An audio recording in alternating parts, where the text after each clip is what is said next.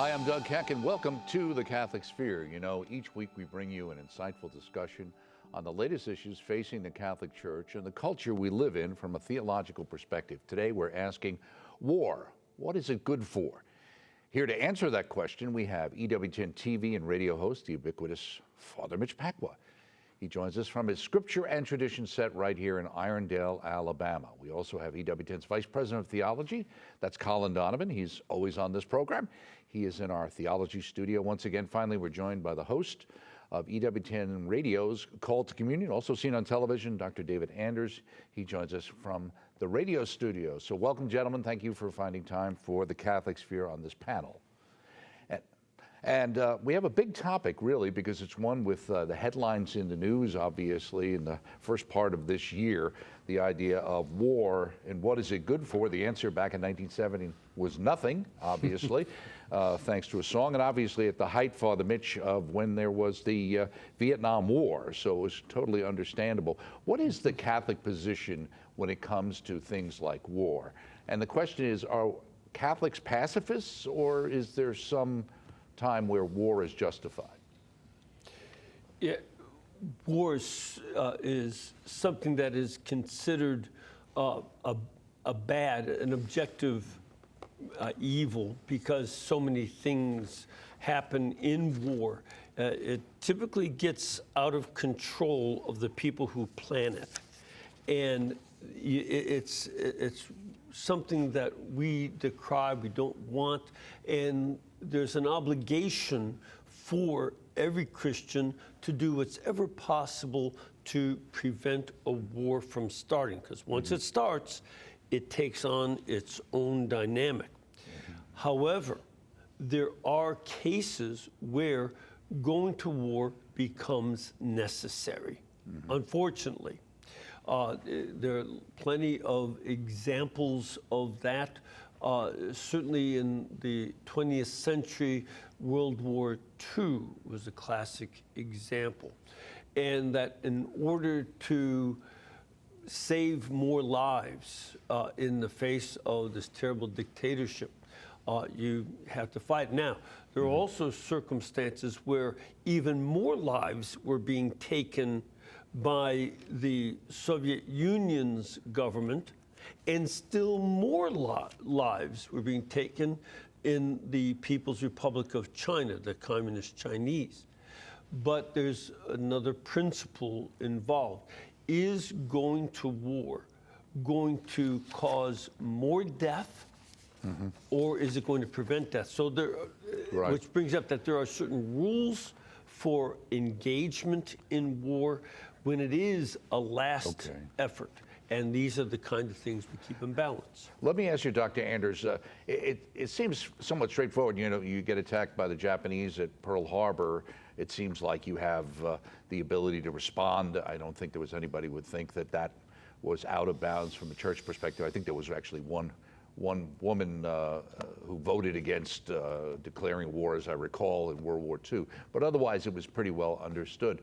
But what do you do in a situation where you're dealing with, let's say, right now, and in other situations where there's this kind of concept of preventative war, of that you're trying to stop somebody from doing something that ultimately will be catastrophic, but they haven't done it yet? You know, the Catechism of the Catholic Church doesn't directly address that question, but it seems to imply an answer in saying that the aggressor nation, it has to be a response to an aggressor nation, where the harm is grave, certain, and lasting. And it is really up to policymakers to make a prudential judgment about whether or not you know, the conflict under consideration meets that description. Now, obviously, the Vicar of Christ on earth has the right and the duty to weigh in that prudential judgment, and Catholics have an obligation to give their religious submission in mind and will to the Pope's judgment. So, you know, we're not left as individual citizens to try to just necessarily vote our opinions on this. I mean, there are policymakers who have the task to make those determinations, and the Holy See and the bishops of the Catholic Church obviously are allowed to weigh in. Right.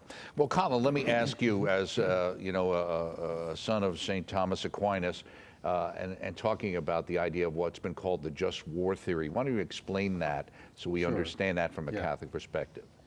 Well, from the Catholic perspective, as explained to me by the good Dominicans at the Angelicum back in the 1980s, the church arrived at that by a very slow process. Because during the first 3 centuries, there was a general prohibition against bloodshed. Bloodshed was not distinguished between seemingly justifiable or unjustifiable. But rather, there was a kind of Catholic pacifism by which during the early centuries, if you took the life of another person for whatever reason, you went and did the grand penance required for restoration to the church, the Lent, and then the confession before Easter. And so the church had a very hard view of this. And in a way, it was trying to reconcile 2 things, and that is the obvious call to live a life of perfection that is in the Gospels, is particularly in the Sermon Mount. Be perfect as the Heavenly Father is perfect. Turn the other cheek, and these kinds of references in the sacred Scripture. But also the admonition of, Christ to his apostles, to have a sword when they traveled. But then when the time came to use it, he said, put it away. So the early church had to interpret what this meant, and it took a very strong position in the first 330 years, basically, on this view. And we start to see a change on that. It persisted under fathers like St. Ambrose, who, on the one hand, recognized the early history of the church and that position, both with respect to war and capital punishment, but on the other hand, acknowledge that sometimes things have to be done in view of justice. And then it was fully taken up by Augustine, taking a position from the writings of Cicero on what constituted the Justus Bellum, the just war. And so in deciding what had to be just, originally it was understood, remember we've come from a time when the church was pagan and persecuted, the empire was pagan and persecuting the church, to a time when the empire was now being made up of Christians, and Christians were in positions, and they had to defend the empire. And the defense of the empire in the Middle Ages, or during the beginning of those ages, became also a defense of the church. And so the idea of a just war, a war of defense against the aggressor, prosecuted obviously morally and justly, done in a way pure of heart. This is mentioned multiple times in various fathers, and Athanasius, and Augustine, and Basil, and others, but prosecuted in that way with the right motives, with a pure heart, and for the defense of empire or nation and the church. What we have seen in the 20th century was a change from that. And it began really with Benedict XV and the First World War and the idea of absolute war. And he fought, morally and spiritually for finding peace in that situation and arguing against the use of war when war was so devastating. And really, the popes of the 20th century have continued to foster that attitude. And I think it's a prophetic attitude in a way, as Christian culture declines more and more and secular culture becomes more pagan, as then Father Ratzinger said in the 1940s. In that context, in a way, we're returning to the time of the early church, and we ought to have very careful considerations of questions like war, or even of capital punishment. And the popes have encouraged us to have that thoughtfulness. So, Father Mitch, based on what Colin just talked about there, would seem to be that basically Catholics were pacifists up until they were impacted by the Roman, Constantine, and then things changed, and we adapted because we were part of an administration. So is it that we really should be treating it that way? I mean, I think it's understood that people would think, of course, nobody wants war, and the Holy Father obviously says, even with what's going on now, he doesn't see this as something that could be justified. But what is a Catholic to think? Is it really supposed to be that, Jesus in one hand says you need a sword, bring it with you, but don't use it? Yeah, there are also responsibilities that we have to citizens. As a classic example, after Pearl Harbor was bombed and then Adolf Hitler declared war the Third Reich declared war against us just a day or two later. And there are our own citizens that we have an obligation to protect. People who are innocent, especially in that case, both the Imperial Japanese Army and the Army of the Third Reich were strongly committed to racial cleansing. The Japanese did that in China and in Southeast Asia. Well, of course, we're well aware of what Hitler was doing in Europe against Jews, Gypsies, and others. So, do we have a right to defend ourselves and those who are too vulnerable to be able to defend themselves? The church says yes. And it's not just that we can justify acquiring power. That would be wrong. And there have been plenty of wars fought by various Christian nations just to get more land. That's not justified. And taking from other people is not justified. But defending those who cannot possibly defend themselves, that is justified, especially in the face of responding to aggression from somebody else, as in the case of the Empire of Japan and Nazi Germany.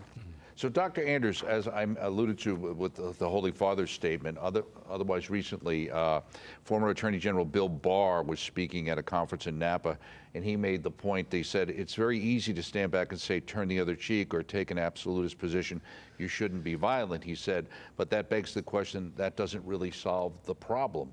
And he's also obviously talking about this as a Catholic and the idea that, of course the Holy Father says there shouldn't be this, but then the question is, are we really saying that the view of the church in the early days was basically lambs to the slaughter, that the church would not defend itself? Or was there the understanding that as Catholics or as Christians we have a perspective, but that doesn't mean that that has to be the perspective of the government, whose responsibility is to protect the people, let's say even whether it be Roman times or medieval times or even today? So I want to make an observation about something that I think Jesus Christ brought to the world, whether you are a Catholic or not. And this is a point that I have encountered in a number of historians, and some quite recently, Catholic historians, non-Catholic historians, atheist historians.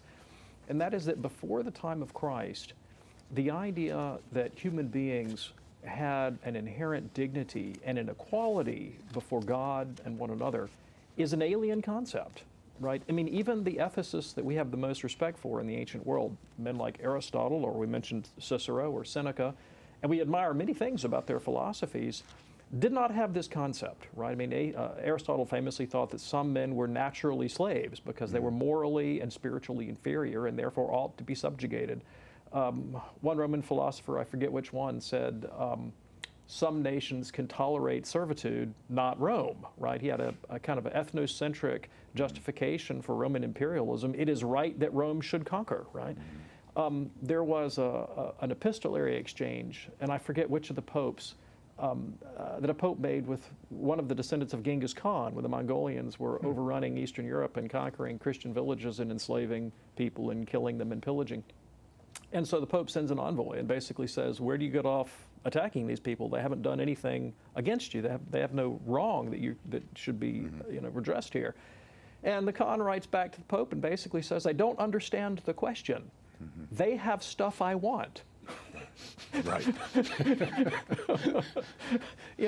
And so, now we can speak in terms of human rights. We have the UN Declaration, which of course was authored in large measure by a Catholic, right? Jacques Maritain. And we can dialogue with non-Catholic peoples, whether they be atheists or Jews or Muslims or Buddhists or Hindus or whatever.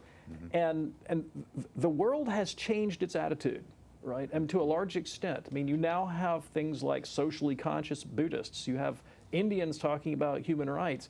This is a discourse that would never have happened in the world had Christianity not seeded the roots of human dignity across cultures, within the church to be sure, and across cultures. And so the concept of what a government owes to its people has been radically transformed by Jesus Christ. Now, when it comes to the question of war, one thing that's absolutely ruled out is that imperialistic conquest, because I think I have a moral right to take what's yours because I'm morally superior. That's ruled out for all peoples, right? But the idea that the oppressed, even in a foreign country, also have a dignity that I might justifiably seek to protect can bring in a motive for armed conflict in those conditions where the harm envisioned is grave, lasting, and certain, when I have a reasonably certain expectation of success, and the means that I use or my country uses to bring about that outcome are not going to cause harm greater than the grave, lasting harm that the aggressor nation has perpetrated. So, you know, in the context of Jesus' original teaching, the idea of Christians having civil dominion is just not on the table, right? I mean, the early church is operating in an environment where they're very much a minority position, and Jesus' teaching is oriented towards those who wish to enter the kingdom of heaven. Well, you know, many are called, few are chosen. The way is wide that leads to destruction, and many find it. The way is narrow that leads to life, and few find it. What do you do when you have the care of a community that is not made up of saints? How do you look to the dignity of unredeemed, ungracious people who wish to do harm to others that are their neighbors? It requires the church to think, honestly, not just about the narrow question of how do I enter the narrow way, but how do I protect the dignity of the poor and the alienated from those who have no interest in the narrow way. Right. Right, absolutely. You can even look at sometimes, Colin, the idea, you know, we hear in the gospel the idea of they lived together and they shared with each other. And you could make a good case to say it was kind of a very socialistic kind of approach in the early days, and then it was found pretty much that it didn't work. So is that similar to some of the understanding of this pacifism? No, I don't think it's exactly similar to. It does work. It's the idea of religious communities in the church, although one of the professors... Right, but not as something, but that's a special call for a special group of people. Right, and so the special call for a special group of people known as believers is, of course, as David mentioned, to seek the good and seek the good of other peoples, even if they're your enemies. And so that's an essential element of the question. There has been a doctrinal development in the church, and there's no question that the just war theory doctrine is such, as the Catechism lays it out. It sets down, if you look at it from the moral theology point of view, which was the specialty that I studied in Rome, you look at it from that point of view, in a just war, the object is, or the end that you're accomplishing, going to war, the thing that you're doing must be just. The intention must be good, and the circumstances must be right. Some of this question has to do with the justice of going to war. And this was the point that I think has been made recently regarding the just war theory, and that is you have to have somebody who is an aggressor against you. Now, I think there's a lot of ways of definitionally looking at what aggression is, or whether it's, you know, penetrating your border with a tank, or whether it's other things done against you. And I think history will look at our times and make those judgments. But the element of the circumstances, and that is the conduct of the war and how it's done, these things also add up to whether the war was just and prosecuted justly. And so the circumstantial element, I think, also explains the situation of history, how circumstantially the Christians did not only not have the possibility of going to war, there was no question whatsoever of prosecuting it justly, and with time that has changed. And so I think we may be heading into a time when it's more like the first centuries, but yet we still have the responsibilities, as David mentioned, to do those things necessary to defend our country. But the point of the just war doctrine is that when we do so, we comply with that doctrine for our own good and for the good of others, and recognizing the dignity of others. The unusual circumstance of the age in which we've been living in since the First World War is the totality of war, especially with nuclear weapons in it. And I think the popes very rightly call attention to that aspect of it in order to make sure that people are very persnickety in the way they carry out war so as not to cause a greater danger. So that too is a circumstance which may clarify in particular cases whether this is a good war to go into or whether it isn't. Right. Let me ask you, Father Mitch, because we have that idea of the difference maybe between self-defense and revenge, and are those the same things from a moral perspective? But also the idea somebody might say, well, your neighbor's over there, he's got a gun, and he's telling you he's going to shoot you as soon as he finishes filling the bullets in his gun. So should you wait for him to shoot at you before you respond, or do you do something else? If he is putting bullets in his gun, tackle him, because he can't shoot you. And you have the right to prevent that violence using a means appropriate and as nonviolent as possible, while at the same time still being effective. Right. This is something that is very important. And this is, that would be a simple case. In the case of nations, there are lots of other concerns because you can't tackle a tank division while they're loading their guns. So you have to make other applications here. I would also add something in terms of previous discussion about the first 3 centuries.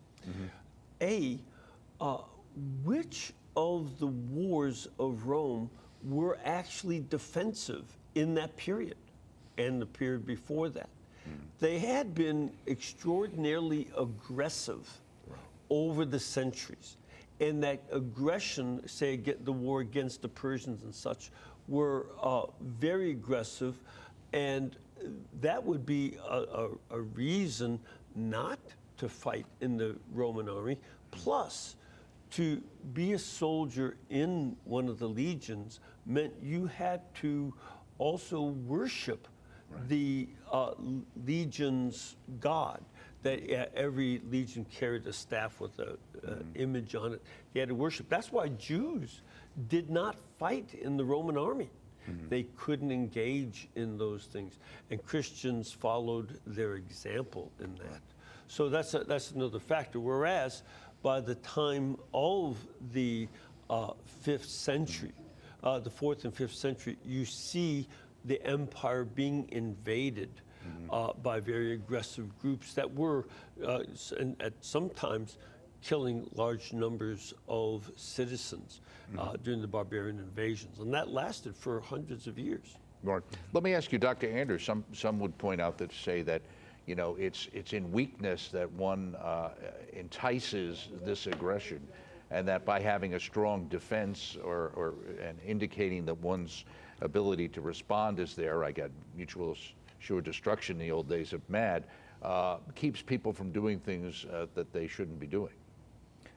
Well, I mean, I think that's obvious, right? I mean, if I'm not an aggressive person, but if I would be aggressive, I would certainly not tackle the biggest guy in the room who's clear to take me out, you know? Right. But, you know, deterrence is a very different moral situation than aggression. I mean, you know, so, I mean, this is a policy question. My own personal preference would be to, as they say, speak softly and carry a really, really big stick and hopefully deter that aggression at the outset. I mean, that is one way to bring about diminishing conflict if people think there's no way they're going to win against you. Now, does that work? Does that count if you have an aggressor who is suicidally homicidal, right? Who doesn't care about the mutually assured destruction? Seems to me it worked in the Cold War because both sides had skin in the game and didn't want to end their civilizations. What about if you're up against a civilization that doesn't mind annihilating itself if it can take out what it perceives as, an apocalyptic enemy? You might be in a different situation then. Right, and if it believes that somehow there's some great reward at the end of that. Right, if they have divine sanction for this Right, suicidal attack. That mitigates doing it and mitigates the fact that it's going to be better Now, in the next life, so to speak. I still think we ought to have deterrence in that Right. situation, but it may not be as effective. Right. Well, let me ask you, Colin, also, is there a situation of double effect that happens sometimes in these kind of situations with just war? Even the idea that maybe it might start out as being a just war, but lead to something that becomes unjust over time. Well, it can, and obviously this is why there are codes of conduct, the Geneva Convention, for example. All military officers get introduced to that matter. Those who go to senior command schools will look at that history more deeply, including the just war doctrine and so on, since that's such a part of Western civilization and the conduct of the European and the European-derived nations. So all of those things get looked at. So you do have to be careful about those things, because in the conduct of a war, individually, it's going to be, it could be the nation itself that acts badly, or it could be the individual soldier, sailor, airman, or marine who acts badly and is morally responsible for it. And I think, going back to something Father Mitch said too, the way the early church looked at this, it was very often what was in the heart of the believer. And there could be occasions where somebody who was a soldier, left it and wished to convert, and then that was treated differently than a Christian who wanted to serve in the army. So there were a lot of considerations like that of the motive of the individual and the goodness of the effort, and a clear recognition that the Roman Empire did at times defend itself, and it was just then to fight on its behalf, in the individual case of the soldier who was actually in the army during those periods. And so the church looks at it much the same way today. The doctrine is there to encourage the beginning of the war rightly, and the other conventions are there to ensure its prosecution justly as well. Well, it makes a lot of sense. We always want the Holy Father and the Church standing up for peace. Of course, that's what we want. But there are prudential situations, and it makes it complicated. Thank you again, Father Mitch, Colin, and Dr. Anders, for being with us for this lively discussion. And we thank you for joining us. Don't forget to join us next week right here on the Catholic Sphere, where we'll bring you yet another topic dealing with theological issues and concerns in the Catholic Church. I'm Doug Keck. Thanks for joining us. We'll see you next time.